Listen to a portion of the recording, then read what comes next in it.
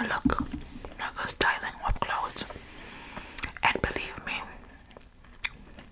the funny thing is she also doesn't know anything about me. Like, she doesn't know my name. She doesn't remember my name. She doesn't remember what country I'm from. She doesn't remember anything. Sorry. She doesn't remember anything that makes me remember her back. So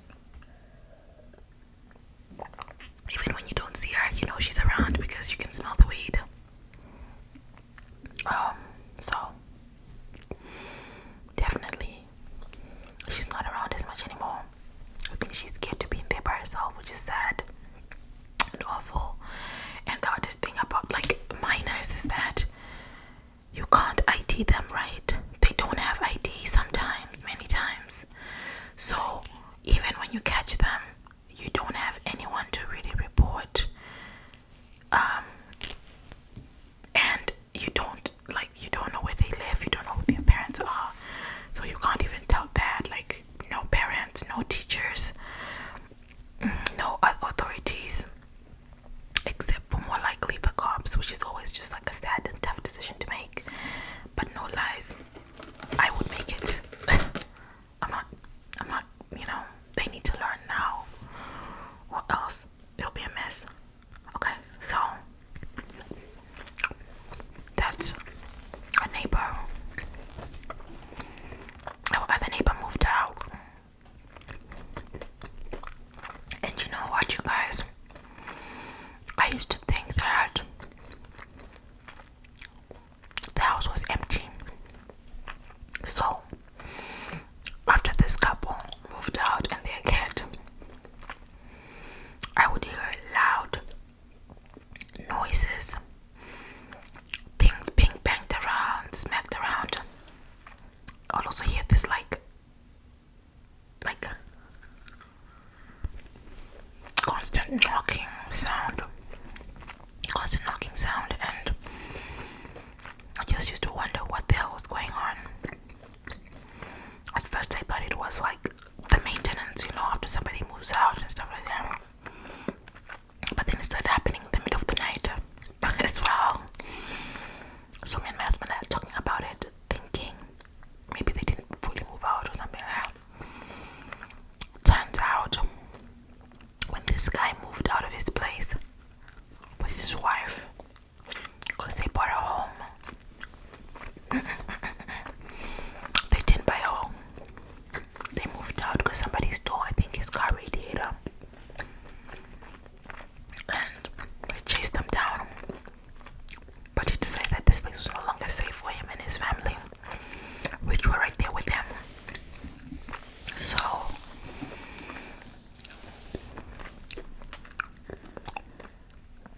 So he moved, but apparently he left his mom, his aunt, who is like a mother to him, and she's the one who's making crazy noise in the middle of the night.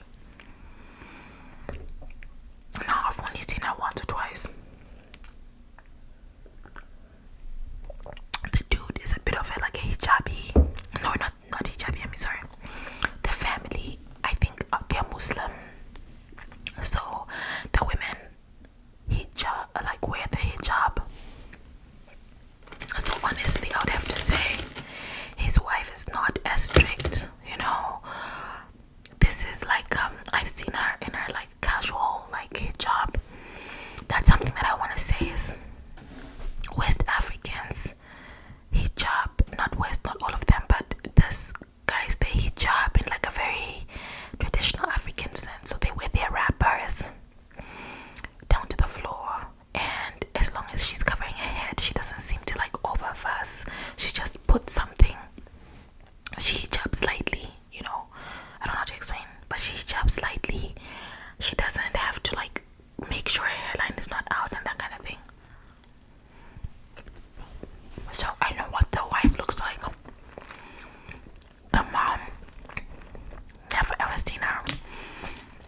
Didn't even realize they were two different people with the wife, because the mom hijabs all the way. Not it's still very the prints and the colors that come with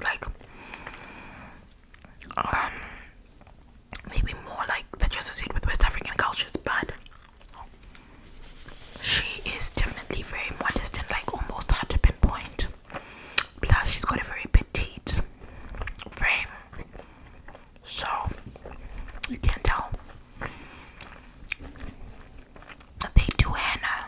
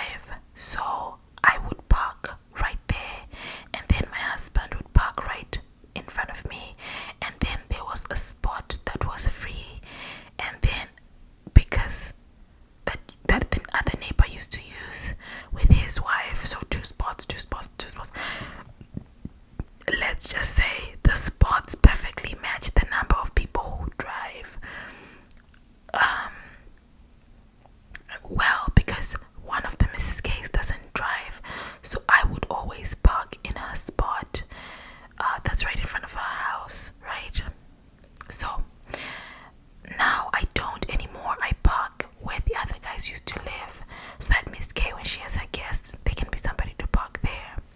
But I mentioned Miss K is not around anymore, so that debate seems to have died. However, this lady has a handicap, has a designated spot for herself, and she doesn't park there.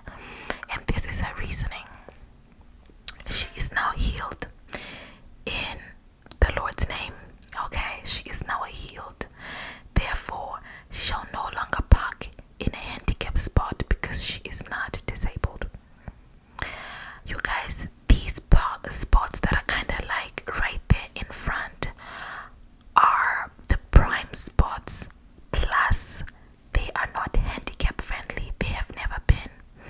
So, there's a ramp that, like, at the corners, there's ramps.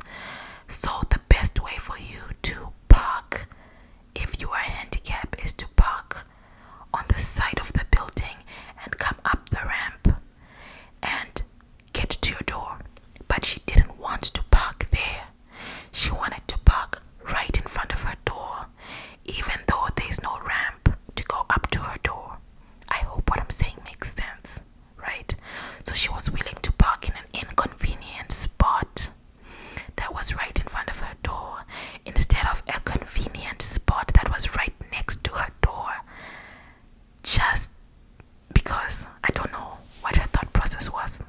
Okay, so she was willing to park where there was no ramp, that was a place that was not accessible, rather than park in a place that had a ramp and was accessible. And now that she believes she is healed, she is no longer parking in her spot. This spot was not it was not an accommodation made for handicapped people. Like, we don't have and I keep using the word handicap, but you guys know what I mean. We don't have the apartment block we're on. That side is not where the accessible apartments are, right? It was an accommodation made because she was already living there and everything. So I'm sitting here thinking, if you don't want to use the parking spot anymore, why don't you have them move that sign into a spot that is more accessible, so that somebody else who needs it can use it, instead of it being you who is basically not using this spot and taking up somebody else's parking spot. You guys might be saying, oh, you guys don't have assigned parking. We don't have assigned parking. That's the truth. Somebody can park the whole thing round and it doesn't really matter. But we know each other, and we're just a small little group that we kind of understand where everybody parks, and we try not to really mess with it unless someone has guests, and we're very accommodating. But you guys know this is the winter time. Everybody prefers to park. Everybody prefers to park at close to the door, close to their entrances, because it's cold right now. Otherwise, in the summertime, no one even cares. Okay, no one even cares.